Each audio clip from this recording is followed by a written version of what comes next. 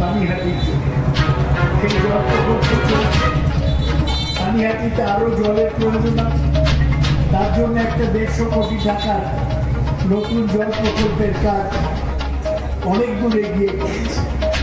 উন্নয়নের সঙ্গে আমরা বিজেপির লোকরা, সিপিএম এর লোকরা উৎসাহ এবং অপপ্রচার ছাড়া কিছু করে না। ওরা বলবে এই রাস্তার এখানটা ভাঙা, তোমাদের কাউন্সিলর কিছু করে না। আমি ওদের বলি 2000 ভোটে এগিয়ে রেখেছি। আমি পানিহাটির মানুষের কাছে সেই সমর্থন আশা করি। 1 জুন ইভিএম মেশিনে বোতাম টিপে 3 নম্বর বোতাম আপনারা টিপবেন, এটা আমার আপনাদের কাছে।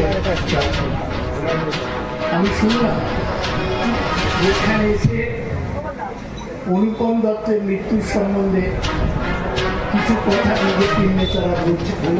ভোট পেয়েছিল বিজেপি, পেয়েছিল 4 লাখ ভোট, সিপিএম পেয়েছিল 2 লাখ ভোট।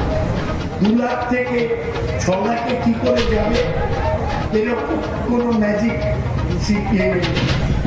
ওদের কেডারদের উজ্জীবিত করার জন্য ওরা বলছে সিপিএম নিচে আছে, থাকে। আমাদের লড়াই বিজেপির সঙ্গে। বিজেপি গতবার 38% ভোট পেয়েছিল, আমি পেয়েছিলাম 42%।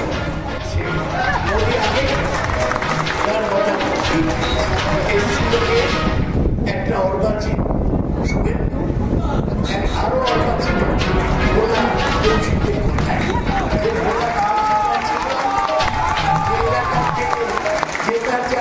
ক্ষমতা রনিরা বলবে এই কথা, তাদের কথায় এসেছিল।